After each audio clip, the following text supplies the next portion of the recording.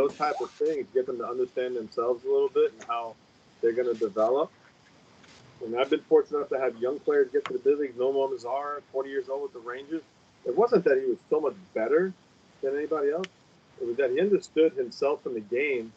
And we stand, guys go up and down not because of their swing or their pitch selection. It's because they can't handle the adversity of the major league.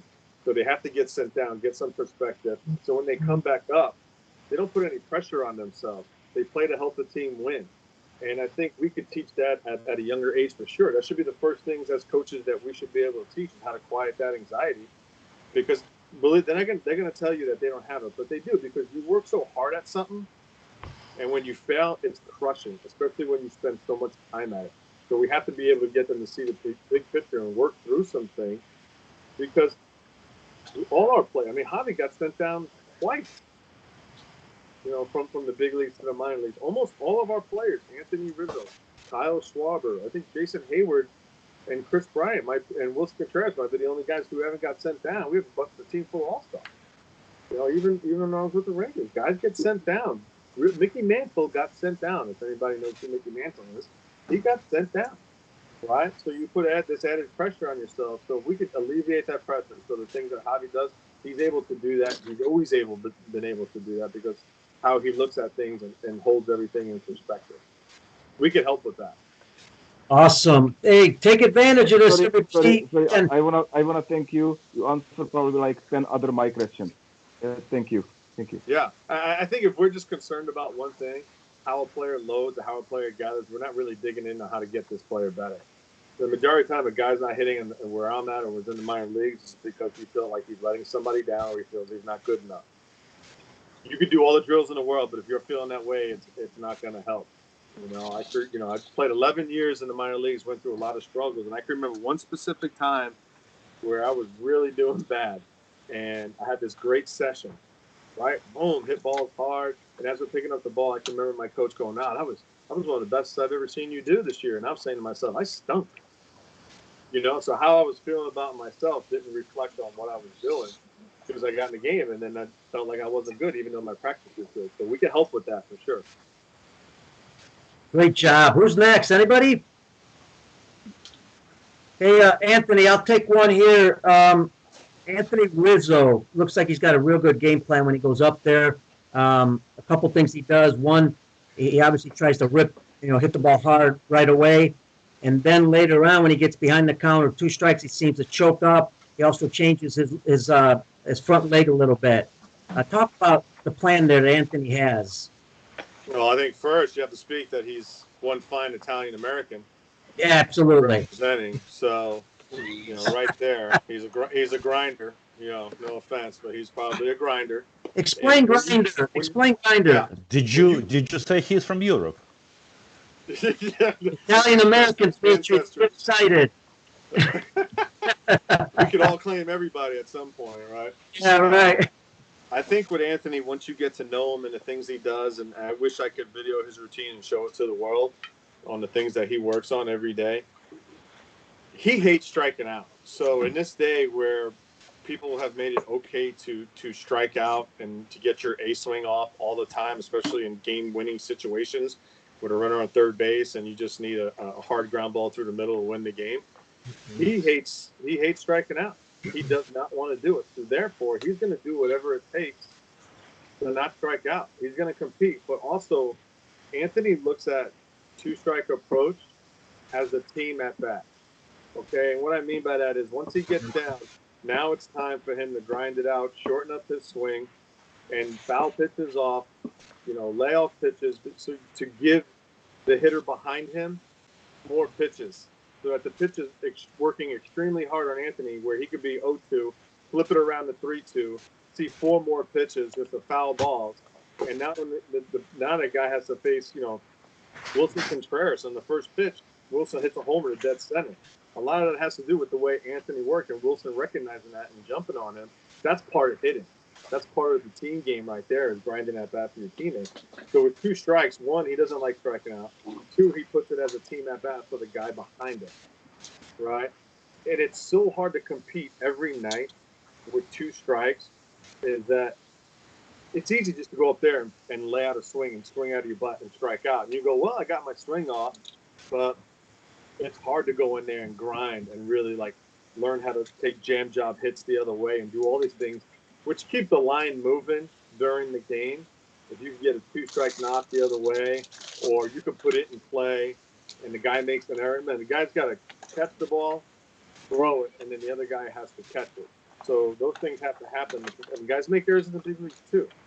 So I think, again, he doesn't like striking out. He hates it. He does not like it. He does not like walking back. If you don't like striking out, you're going to do necessary things.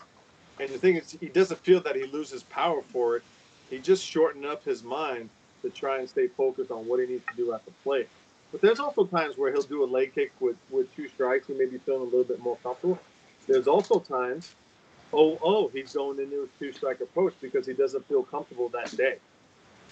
Right? That's hitting. You can wake up one day and feel like a superstar, and the next day, that superstar could feel like not good.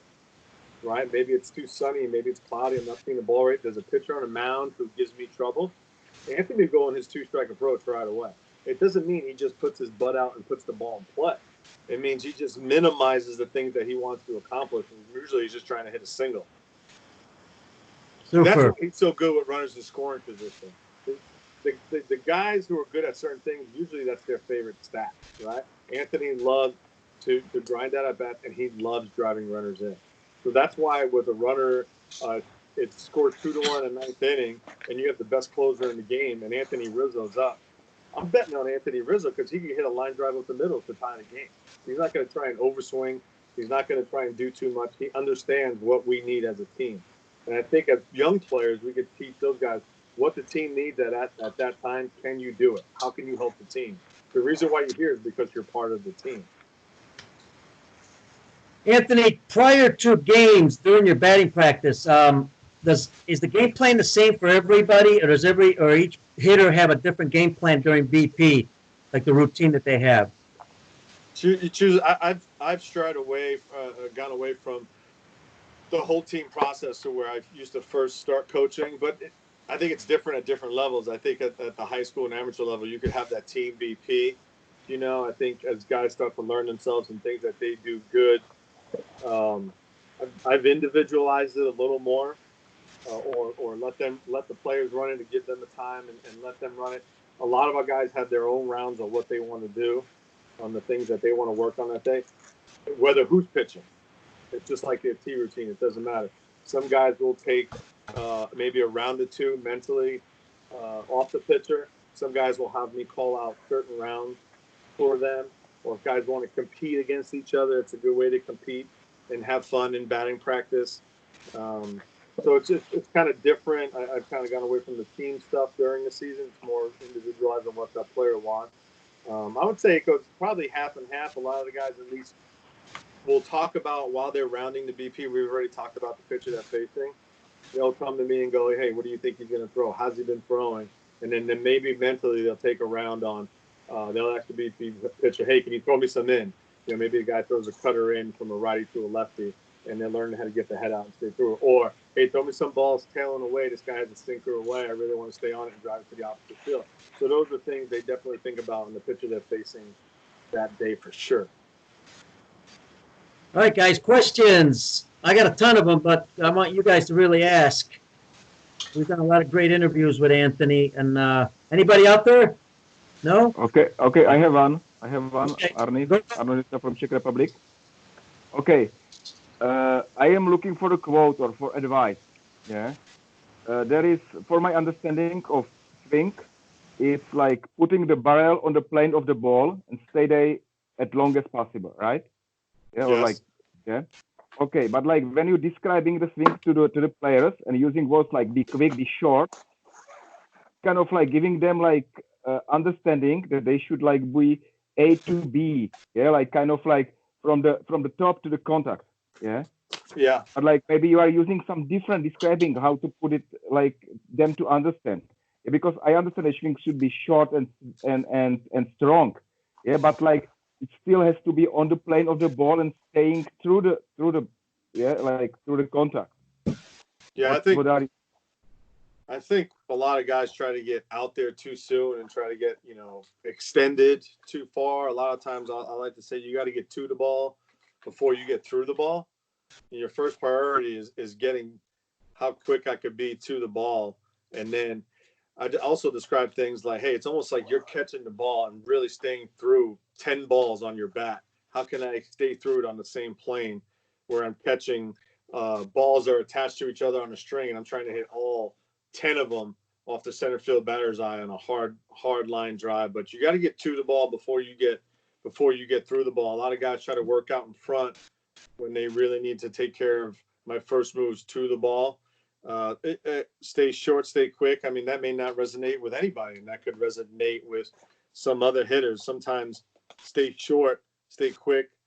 Mentally, maybe being just like, hey, trust yourself a little bit more. Like, you're not going to get beat right here. You got a good swing, things like that. So, again, getting to the ball before you get through the ball is a big one I like to say, so guys don't get ahead of themselves. Taking care of everything in the swing revolves around your first move. If your first move is off, there's no sense talking about what happens on 3, 4, 5 part of your swing. You should always talk about the first move is going to dictate how you land and how you stay through the ball. But different verbiage for different guys. I've heard a kid when I did lessons one time. He had to be about 10 years old, 2006, I think it was. And I specifically remember this day. And I was like, hey, you want the ball? I was trying to explain backspin to him to go up and out, like up towards center field. And he said, what do you mean, like a paper airplane? Like how you throw a paper airplane? And I said, yeah, that's it. Throw a paper airplane, right? You don't throw a paper airplane straight up in the air. You throw it like this to get some carry and go. And that made total sense to me. I've used it ever since. I learned that from a 10-year-old.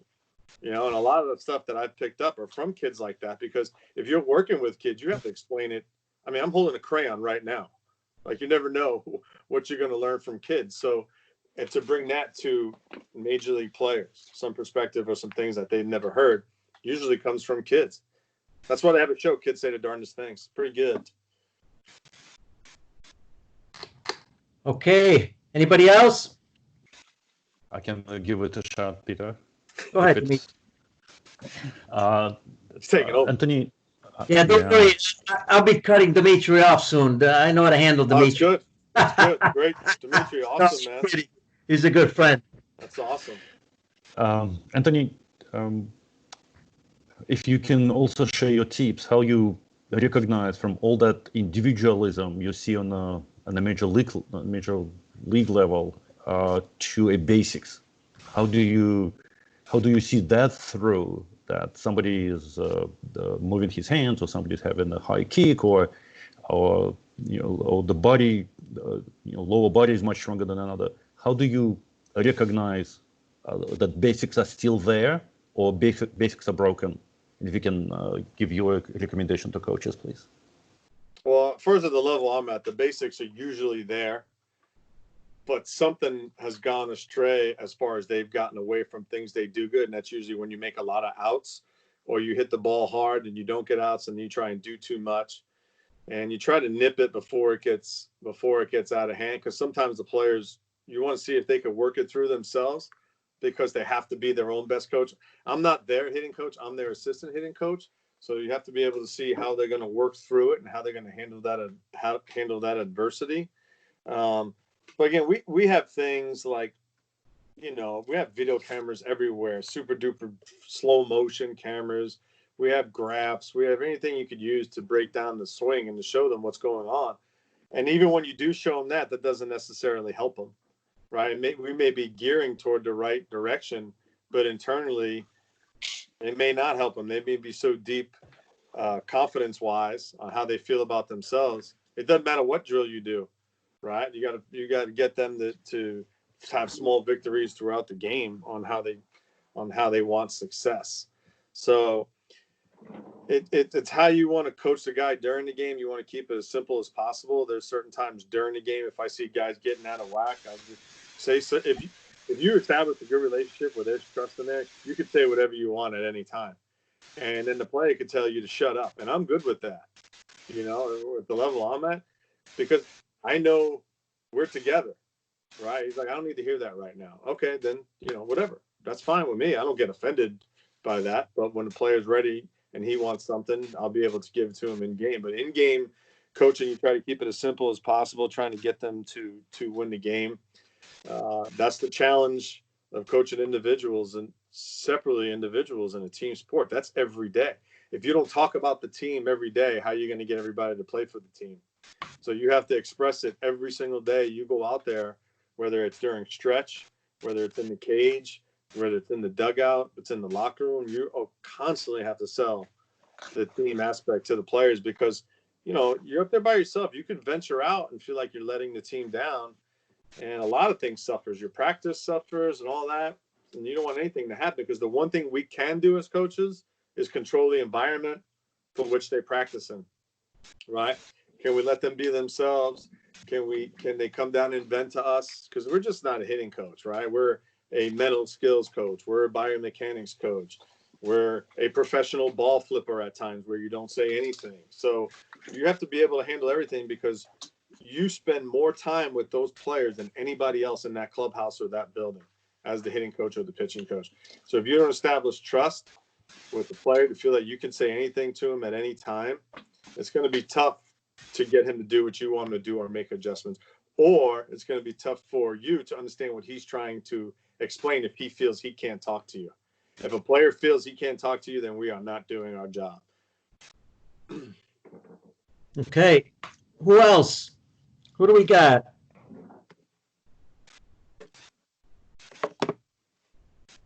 Anthony, for the young coaches, you're just getting some, new kids getting started, and you're going to teach, the swing a little bit. What the movements? What's a good way to get started? Because in the old days we had some ways, and now we have some new ways to kind of get started and teach them the right movements. I try to get them. For young guys, or if we're talking like high school guys, if I'm doing a lesson with something, I try to bring real life movements into their hitting. How they walk is going to dictate how they move. Other sports they like to play, and get them talking about their body movements, even if they're not, biomechanically certified or whatever they need to do. But at least they're talking about how they feel about their hands or their legs or something like that. And really, you just start off the tee and just kind of, usually I start out being directional with the ball and little minor adjustments, get on top a little more, get underneath a little more, stride a little more, stay balanced a little. Everything always ends with just a little bit. I always end just a little bit. Can you do this just a little bit?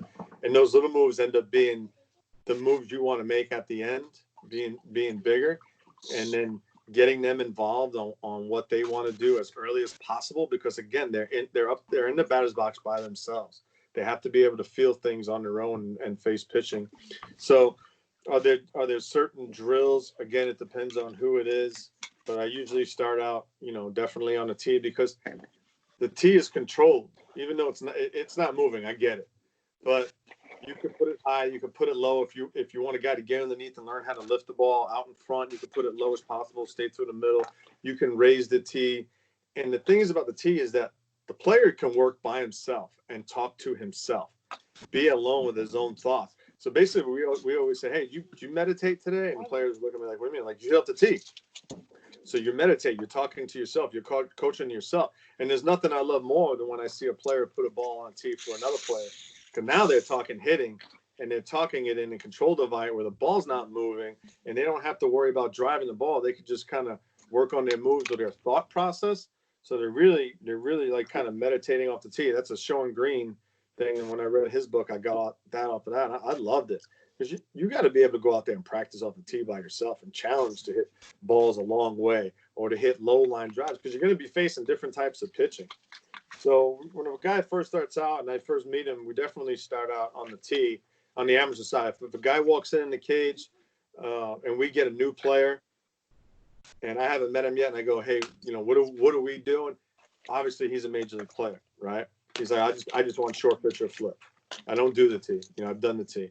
Okay, all right, let's go right in that. And then you start going off that. But for a young amateur player that I first met, a friend of mine who wants me to work with his son or daughter, I start out on the tee right away and just talk about their everyday life and their movements and how to bring things that they do good into their hitting and then get into the swing. Great stuff. Hey, listen, folks on coaches on Facebook Live, type your questions in the comments for Anthony Iapoce, Major League hitting coach for the Chicago Cubs. Great talk here. Anthony, I got one, and then if anybody else jumps in right after that, another one would be, for years, everybody tends to think that, you see a hitter doing something, they're not successful, and you know right away what they're doing wrong. I know for a fact that I made a ton of mistakes, thinking I thought what they did wrong, because what we see a lot of times isn't necessarily what actually happens. What's your advice? One, would it be make sure that you see it or videotape it in real time, because sometimes what we do off a team may not be exactly what we do in a game. And what's the process for correcting some of this stuff? Because we want to make sure, because if you tell somebody they're doing something incorrect and we need to adjust that, you better be sure that you're right about that or pretty close. No? Yeah, but me and you could watch video and break down one of our players, say Kyle Schwarber's swing, and we could see two totally different things because of what we believe in, So when you're talking to a player, especially a young player now, I think one of the things that's happening now is a player's raised in a cage.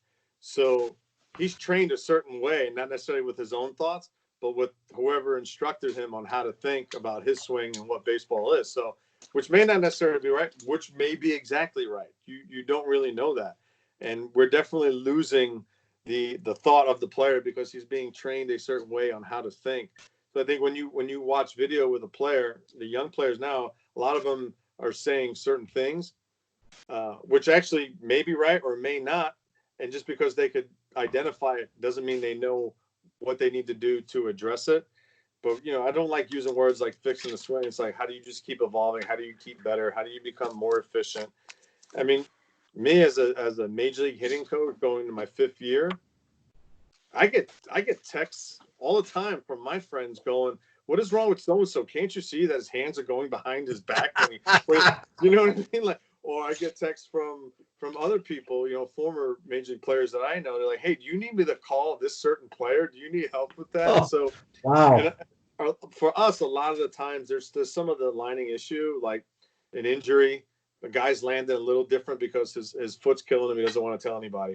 Or he's not swinging. He's losing the barrel a little bit more because his thumb is killing him. He doesn't want to come out of the game because he wants to try to figure out a way to help the team win. He doesn't want to come out.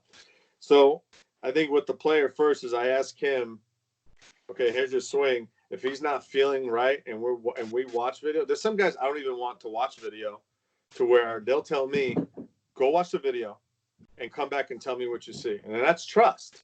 And then they go from it. They don't want to spend a lot of time diving into themselves and spending hours on the computer doing a super duper slow motion when in game they're real time.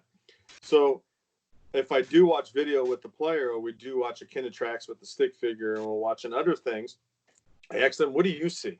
What do you feel? And they're going to tell you what direction on what they like to think about. Because there's certain players where at the level I'm at, like they don't want to hear you talk about hands. They just want to hear about the lower half, or vice versa. Like all they want to do is talk about the barrel and controlling the hands and swinging through the ball, whatever it may be. If you start to say, hey, you need to get in your lower half, they're out. They don't want to hear it because at some point they worked on it and it didn't work out the way they needed it to work out. Maybe they spun off too much. So you sit down, you watch the video with the player, you ask them, what do you see? Especially a young guy, like when I was coordinating and you meet kids from all over the world, and some guys, especially now in the States, who are raised in a cage and raised with video and data, sometimes I would always get the feel like, wow, this guy knows too much of his swing at this time where he's so concerned and obsessed over it. By the time he goes out and plays, he's drained already. And he comes in the dugout and he's like, how are my hands? How are my legs? How is this? And I'm like, dude, you swung at 2 pitches in the dirt. Like, how about we focus on your pitch selection and what you want to do as opposed to going to your swing every time? So I think the first thing you can do is when a player is struggling or something is to go to, pitch selection. First, how's he doing? How's everything at home? Because that's a big deal. And then, you're swinging at balls and strikes and then go, hey, I see some things you're swinging. We could make an adjustment.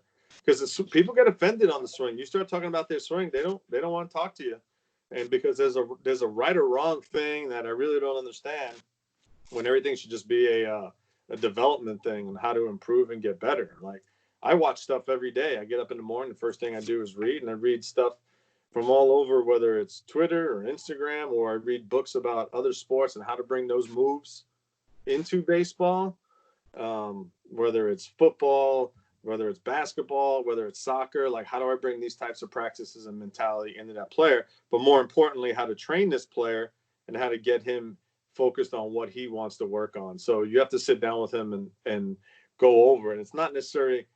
I think we have a lot of people now always trying to be right and change people's minds right away instead of going into it learning. Like, I go into it with a player, regardless of who he is, 10 years old, 39 years old, to go learn what he likes to do and not go into it. I'm going to fix this guy and I'm going to get him right.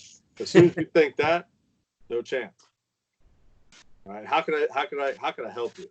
That's it.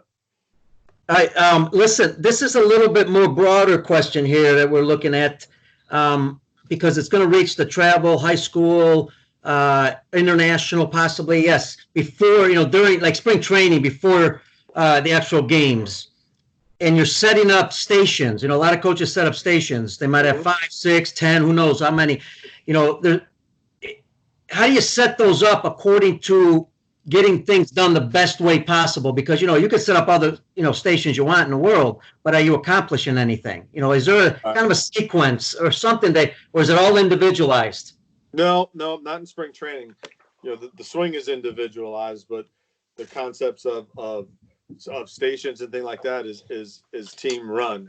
Our bench coach Andy Green does a great job mixing the stations up. I think as coaches, you always feel like you always have to be coaching and doing stuff. What we want is like good work. If it gets done, it gets done. So we talk to the manager David Ross. He'll get with Andy. Andy will get with myself or the defensive coaches on what we feel we need to work on, probably 2 or 3 days in advance. What we're going to do to set up spring training, because as the bench coach spring training, you have to be set up 4 or 5 days in advance for each day before it even happens. So, hey, today we want to work on moving the ball. Like today we need to work on hit and runs with every single player. And then, we'll have a coach at first base, coach at second base. They're working on leads and secondaries, maybe a coach at third base, the players at third for that day. Okay, today everything's going to be contact, right? You're going to read contacts. You got to get them out on the bases and practice, because that's the only time they can see the flight of the ball. So that stuff is definitely structured so that we can control it, so that if something doesn't go right, we can stop it as a team practice right away and go, hey, you need to make sure you need to get back on, or hey, you need to make sure that pitch is up, because this guy's going to try to get you a ground ball double play. So we're trying to mess with them in BP or the machine. Like, you got to figure out how to elevate this ball so that you can drive a line drive to get this runner in from third. But definitely the stations, we'll call over minor leaguers to run bases for our defense, so that we could run, have call out situations first and third from a defensive standpoint. But then we do it from an offensive standpoint. So we have players running around. Okay, first and second, nobody out. We just constantly do that and work on situations in practice and spring training. But those days are set up. And there'd be days where like, hey, we're not going to do anything today. We're going to keep it light, keep their mind focused. Let's just hit. Let's just take regular BP, take our ground balls. And then the players like feel rewarded almost, because they work so hard in this team drill, that you got to reward them somehow with a light day, because it does get taxing, man. Baseball does get taxing doing the same thing every single day over and over. We got to be nuts to be coaching this sport to begin with, So we definitely do structured practices when it comes to base running and hitting. And like I said in the beginning, I've always believed it's not about hitting, it's about offense, and how to bring a group of guys together to play for each other to find a way to score more runs than the other team. Coaches, this is for you, because I do plenty of interviews. I don't need to ask the questions. I'm trying to ask some questions that are, will help you guys, but I don't know everything. So here we go. We got some questions here. Anthony, hang on one second. Caliendo's a little slow with the technology. Thanks for quick. From Robert. Go ahead, jump in, and then I'll take Robert. Just since you brought up practices, Anthony, as a high school coach with kids having really short attention spans, offensively and defensively, are there any team drills that can kind of keep them all moving, especially guys who just pitch? Is there anything you guys do on a defensive end and one on the offensive, team drill wise, that really keeps them focused, even if it's just for like 15 minutes, maybe to end practice or something like that? Because a lot of times, we do our offense, we do our infield, outfield. After that, pitchers are just hanging out, doing their band work or something. Is there any team drills you recommend for us? Yeah, that's challenging today, right? And it's not only the kids. I mean, what the average humans is, I guess, a 7-minute attention span on one thing. So you better Right. be really creative on how you do stuff. And things that I learned was from running camps. You know, I was always afraid of players standing around too much, to the point where, you know, if you have pitches standing around, you could probably put them aside and have them work together on something, whatever it may be. I mean, you're going to make things up as you know, as you go along, and you run camps and clinics, and you find ways to be more efficient, because the last thing you want is kids standing around. You want them moving around. But there's not anything specific. I think anything you can think of, if you look at it, you know right away as a coach, you're looking at it and you're like, this isn't the way I wanted it to go right now. And then you got to step in and pick up the pace. And that's one of the challenging things about baseball, is it's not fast paced. How do I keep their attention? Do I break it up into this side of the field and that side of the field? If I have help with another coach, keep it moving. But it's all going to depend on the energy of the coach and how they're constructing the practice. You know, if you're out there providing energy, they're going to have the energy. They're going to be upbeat, feel that they're being challenged. But I don't think there's a specific thing. I think you have to read the day too, or read the last couple of days of whether they've been working hard and putting it in, or they hadn't been, and you need to do a little bit more, stuff like that. But I think when you read your team and you read your players, the drills that you set up defensively, offensively, pitching wise, covering bags, I mean, how much can a pitcher really do to stay? You know, maybe it's something where you go, hey, I may need this guy to pinch hit or bunt. Let them go work on bunting or something. At least they could learn how hard it is, so they could throw more strikes, understand how hard it even to hit BP is to bunt. So just kind of mixing it up as much as you can. There's no right or wrong way when it comes to constructing team drills on the field. They're out there, they're moving around. I would suggest like huge communication, talking with each other, them pointing out certain things. What do you see? What do you see, especially at that level where you're at, and trying to get them on the same page, because we're not on the field, man. We're sitting on the bench or giving signs. Like, they got to be able to maneuver and see certain things. The only way they could do that is communicating in practice. All right, we're going to take a question. Hey, Bob Protexter, great guy. He's actually has done a lot of work with Russia, brought Russia to where it's at now. He's coached there. He's got a lot of guys in the minors. Bob says, hi, Anthony. Thanks for doing this. Hope you get back on the field soon. Good luck, Ben. And also say hi to trainer Chuck Bogman, college classmate. Hey, good question. As a major league players, would you pay? Who would you pay to watch play more than anybody, and why? Chicago Cubs, man. No, not non-Chicago Cubs. Sorry, he said non-Chicago Cub. Non-Chicago Cubs. I don't know. I don't even think about it. I just focus on our guys, right? Woo! There's so many. If I could go back, I would say I would have loved to watch Ichiro a lot and how he did his routine. I heard ferocious stories about his daily routine and how he, a guy who was able to do both sides of the ball, who was able to play offense and defense and be good at both, I think is pretty neat, being able to watch him every day. I would say Adrian Beltre, but I got to see him for 3 years and really learned a lot from him on how to go about your day and not let anything affect you every single day, no matter how good or bad you're doing. So I would definitely say, I would definitely pay to watch Ichiro play, to walk in the stadium, to see Ichiro Suzuki do his thing. Agree with you, man. And Anthony, Anthony, this is Bob. I wanted to ask a question. I was pretty sure you wouldn't answer that question. So, how about when you're growing up? Like, who did you watch and who was impressionable and why? And what did you pattern yourself after and stuff like that? Somebody you saw when you were growing up that. I grew up in New York, in Astoria, New York, in Queens. So I was a Yankee fan growing up. So my family was Yankee. So you follow the Yankees. So yeah. So mentally, the most important thing to me as a kid growing up was winning, because that was it. So in New York, it's all about winning, whatever sport it is.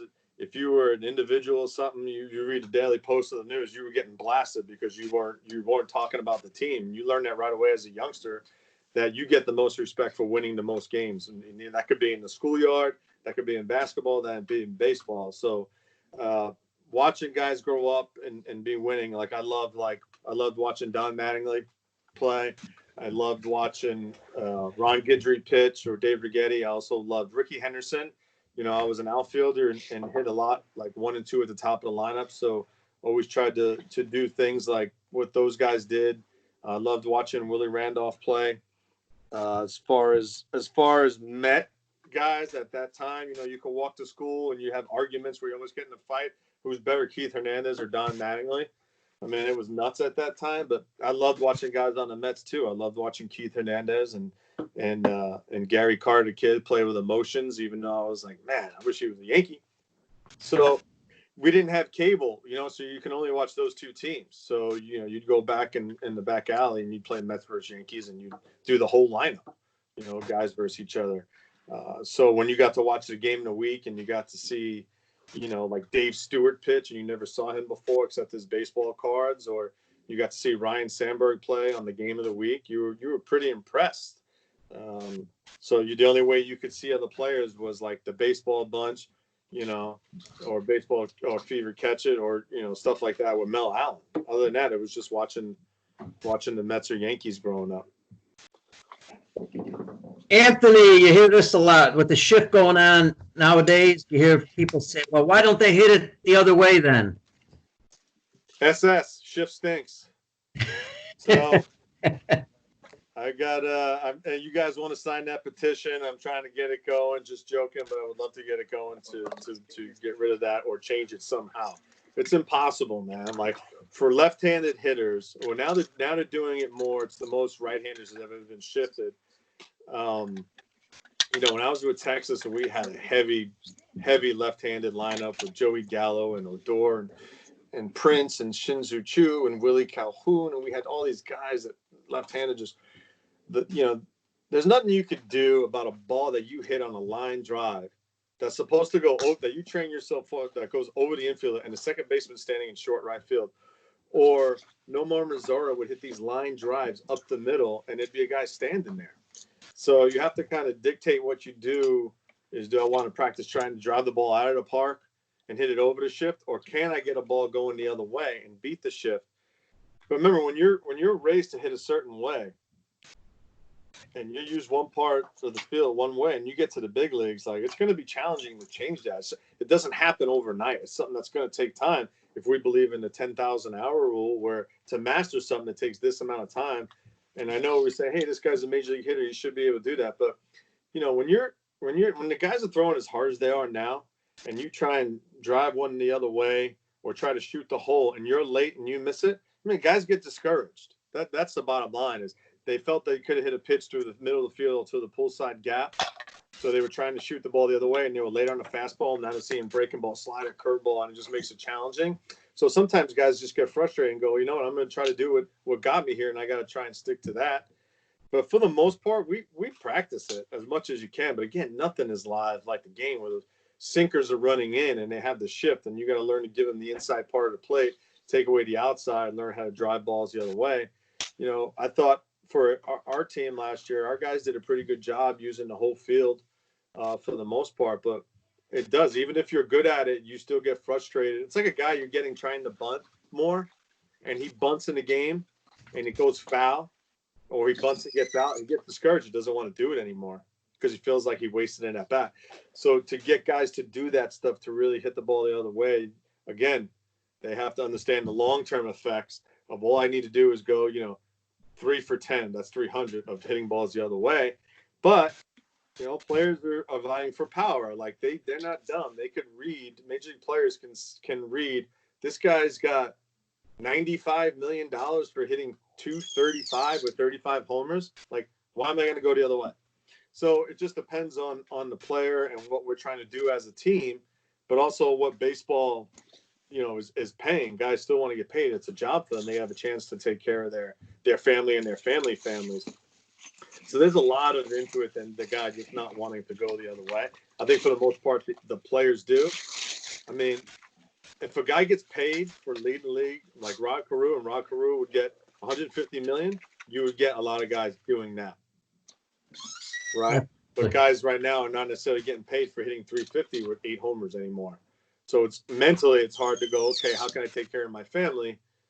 And this is what, from that standpoint, from behind the curtain standpoint. But in the game, like, guys know it, man, especially that ball up the middle. Like, you've been trained your whole life to hit the ball up the middle, and now there's a guy standing there.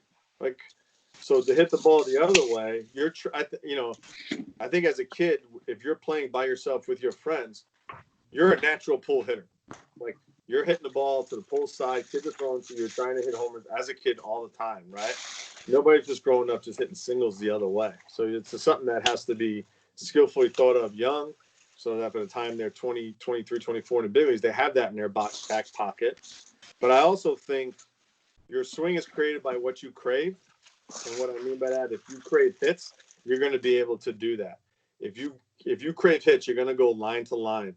If you're a guy who just craves homers, you're not going to be able to do that. So we can't ask a guy to do certain things when his swing doesn't play to that. And we may take away his strength in order to get something he's not good at. We rather just sometimes play to the guy's strength and take a chance and roll the dice that way. Hey, Anthony, we got about 10 more minutes, and I want to, this is something we talked about on the show, and it'd be interesting for the coaches to hear this, because you said something that in 37 years I've never heard, and not that I know everything, because I'm still learning a ton. But you mentioned about, and I'm paraphrasing, you could tell the quote about making an out, doing something good, something to make an out, and then get things rolling from there. Explain that. Like if a player would come up to me and goes, "Hey, I'm apologizing for my at bats today, but I'm going to go 0 for 4 or 4 groundouts to the opposite side," something like that. Yeah. Yeah, you get that a lot. Like, if you want to get hits in the big leagues, you have to figure out that you're going to have to sacrifice some at bats for the good of the rest of the season and for the good of the team. So if you're not feeling right, majority of the time, the guy's not trusting himself. He's opening up too early. He's trying to pull everything. He's pulling off everything, right? So he has to bring the ball back to him. And usually he understands that, right? So they'll just come up to you, or you present it to them like, "Hey, man, can you hit me 4 bullets right at the second baseman? 4 low," and we're not telling a guy to chop down and hit dribblers to second base, but see the ball longer, stay through it, catch it, fight it off, do these types of things to where you feel better, because it takes your mind off the hit, right? It takes your mind off success. Now you're trying to do something that I think you could probably control. Even if the ball's in and you fight it off, you still feel good because you did something that you were asking yourself to do. And usually they end up getting a hit during that day out of it. And all they need is a hit to fall in to keep them rolling, to give them confidence, to feel back to where they were. But we can also do the same thing. Like, if a guy constantly keeps getting beat, we can say, "Hey, man, like, how are you going to lose today? You're going to lose out in front, or are you going to lose the other way?" And each one is a positive for that day, or you may need to do it for 2 days. And usually something good comes out of it, or they'll walk by you after the game in the locker room, and they'll come to you like, "Hey, I did it. I had 2 ground balls and a line drive to right field, and I got 1 hit, and I didn't even care about the hit because they were just trying to get back to where their swing seemed more efficient. And now they can inch back their contact point out to the pull side without pulling off."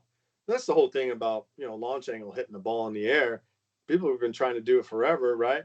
It's how can I hit the ball out in front, take chances when the count dictates on the guy who's pitching without pulling off and without overcommitting and not cheating. Right? So I want to take the same swing on a pitch down the middle, learn to hit it out in front without pulling off. That's what everybody wants. But there's certain things throughout the season players do to not necessarily lose their at-bat. They look at it as a winning at-bat, even though they didn't get a hit that day, the best. They look at it as, okay, they always find a positive in something that happened that day, even and out. And that's our job as a coach, is to find the positive. And it's not fake PD positive. Like, anybody could read through fake positive stuff. It's real genuine stuff.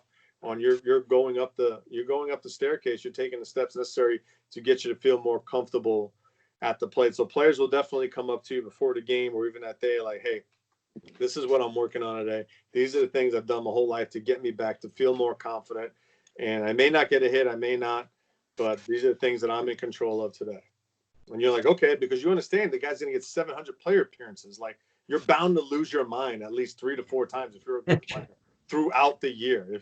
Like, you're bound to lose it. Like, so you got to be able to find certain ways and things that got you out of not necessarily slumps, but not feeling good, whether it was high school, college, amateur ball, minor leagues. You have to go back to those moments, which also leads me is like, I think as coaches, we don't teach players how to sustain success because we're, at some point in our lives, somebody has gone 5 for 10, 10 for 10, player of the week, player of the month. How do we extend those to a course of a season? Because that's what the best players do. And that's a mindset thing more than a swing thing, right? A lot of times a player's doing good, and in the back of his mind, he's going, when's this going to end? I know it's not real. I know I can't keep doing it.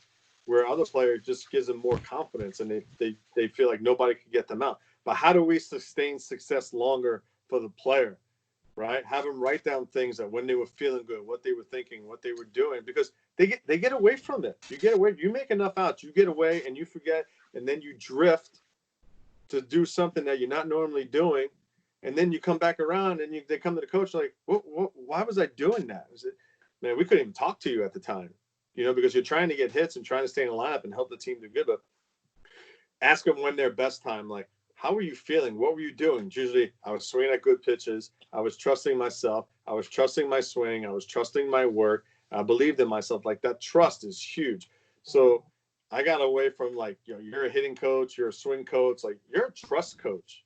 You get players to trust themselves and then trust and adjust, and then to make adjustments after that, right? So if you come up to the plate and you make an out and you don't trust yourself, that's when you see the player get mad and upset, maybe throw his gloves because he had a plan, went up there and go, okay, I'm going to jump on this fastball. He gets in there, boom, first pitch fastball he takes, right? Now he's upset because he didn't trust himself. But if you trust yourself and you don't win, now it's quicker to make adjustments throughout the course of the game because you're going to get up again. And I think the thing that you have to really talk about with players is each time you get up, if you're facing the pitcher, you have a better chance of succeeding. So why would you take your bad at-bat into the next at-bat, into the next at-bat? You make an out, you learn, now you're in charge because now you've seen his pitches. Now if you get to face him the third time and you're lucky, now you're really in charge. But they have to believe that. A lot of times guys make an out and they take that out, where the more times you see the guy, the more successful you are because you see certain pitches. So those little things, mindset things, the game within the game, but as coaches, we really have to teach players how to sustain success longer, right? Because as soon as they start getting hot, right, you're hitting 450 for like a week, you're not going to sustain 450, right? You start lining out a little bit. Oh, gosh, I'm making outs. No, you're not. You're all right, guy. Like, just keep having the same at-bats and go through it and talk them through it. But I think a lot of times we're always telling guys what not to do instead of finding the things that they were successful and bringing them back to whether it's from high school, whether it's from college, whether it's from A-ball in Myrtle Beach, from your hitting coach or your pitching coach that you learned from there. What'd you take from him that made you sustain success longer than any other time in your career? All right, folks, we're going to take one more question if you have one. Anybody? Best regards, Estonia. How do you feel about batting practice and ping pong or badminton? I think I read that question. I lost it. Yeah, I saw it. Okay. Yeah, it's a badminton. Sorry about that. I saw it, man. All of it. All of it's good, right? Anytime you're swinging something small and skinny and trying to hit something small, it can only help you, right? So if you go back to as your kid, where I grew up, you're playing with, whether it's blue balls, tennis balls, stickball bats, broomsticks, bottle caps, rocks, whatever it is, what's ever going to help you hit the ball and try and hit the rock or whatever. Ping pong balls definitely help. They have frisbee things that you can hit. All that stuff is pretty cool, and it's challenging to hit, right? Because you have to see it longer. You have to let it get there. Your swing has to be efficient. You can't just swing all over the place. So anything that's small, that's hard to hit, especially when kids are young, it also makes it fun for them. Here, try this and try and hit these balls and make it challenging for them. Ping pong balls, whatever it is, right? That's why wiffle ball was so fun, because everybody could play it, man. You can throw all kinds of crazy pitches. And as a hitter, I guarantee if you videoed, these guys' swings when they were playing wiffle ball, I bet they were pretty good. They were pretty sound and probably not moving a whole lot because the ball was moving a lot with the wiffle ball. So definitely anything that challenges you making solid contact with some type of object, even weighted balls, I've been in Dominican. They have sand in the basketballs to really build up your strength, hitting and tire. Anything that revolves around swinging, hitting is good. Like, you could always say in your house, like with the kids, like they can hit anything they want, right? They could smash stuff if they want, if it's going to help them hit. So whether it's a tennis racket, like you're playing tennis, it's going to help you. If you're playing tennis on a tennis court, it's going to help you in the batter's box at some point. It's going to help you with anticipation. It's going to help you with determining what depth, how a ball spins, how a ball bounces. All those things. Like right now, if you look, you could see with your eyes open and imagine different things. That's what anticipation is. It's not necessarily seeing the ball and hitting it. You have to see it before it even comes out of the pitcher's hands. So all those things and keeping the imagination of when the kids were kids into your training, players love it because it brings them back to where they were having super fun. They didn't put a lot of pressure on themselves. Coach, as a reminder, when we're done here, if you videotape the event, please send it to me via Skype. Would appreciate it. Doesn't matter what part, but just send that to me. Here's what we're going to do. Great way to end it. Dimitri started it, so he's going to end it with a question. Got to end it that way. Then, Anthony, we're just going to, you say goodbye and say whatever you like to all the coaches, and then I'll close it off. And then remember, we'll do this every Saturday with a different coach. So, let's start with Dimitri. What's the last question? So there are two questions. Anthony, would you like to see your old neighborhood? My old neighborhood? Where are you at? I'm Brooklyn, New York. Oh yeah, okay. And there is a picture of it right here. Yeah, I got you. I see it. Good. Actually, where dreams are made of. Big Apple, bright lights, big city. You can make it there. You can make it anywhere, man. You got to grind. Never sleeps. No, if you can make it here, cannot make it anywhere. Even today, never sleeps. In this situation. But my question is, if hypothetically, if we'll take you out of MLB and we'll put you in the college level or high school, like we have coaches here, what would be your 3 main things for year 1? Of teaching the players? Well, one would be teaching players to hit. Yeah. I don't even know if the hitting would be in the top 3. I think as a coach and you're really like in the college or the high school, right? One, you're talking about what your college stands for and what your standards are as representing the university or the high school. I mean, we do that, even coaching with the Cubs or even with the Rangers. Here's the standards that we expect from you guys. Is I think also like developing relationships and players, finding out where they're from, things they like to do, things that they don't like to do. What did they do when they were younger? And then the third part of it would be really like challenging the group as a group. How tight, how connected can you guys be as the group? How are you willing to play and fight for each other when times get hard? Are we going to be able to create an atmosphere in the environment to where players are accountable and can call each other out, which is what you want, to be good teammates, right? Because then you trust each other more. I mean, and before you even get into the practice and the hitting stuff, you have to create that culture and that environment first for them to want to be a part of something bigger than themselves, whether it's a college World Series, where it's a high school city championship, and you're constantly talking about it and sprinkling little things on them every single day. Those are things that I would think about if I was coaching in college. It would be no different from me, what I'm doing now, coaching at a major league level. Even if you're coaching at the minor league level, you're constantly talking to the minor league players about you're here because the team drafted you because they think you could help win a World Series. That's the first thing you say to a player when you meet them, not, hey, your hands are here, your exit velocity is here, and your launch angle is here. It's like, we drafted you because we think you could help win a World Series. So establishing culture has always been a big part of me as a player, bringing guys together because I care about winning. I love winning. I love being part of a group that helps each other, because those are where the best stories come from. When you get around with your guys, you're not talking stories about how you hit. You're talking about things that you did together. So whether it's college or high school, the first 3 things would be, getting to know the player, creating the culture, creating an environment for them to practice, what they stand for, and then how well they get to be put together, how well they could work together, and me getting to know everybody. If you don't do those three things, it doesn't matter what type of drill or video you have on players if you can't establish that first. Okay. All right.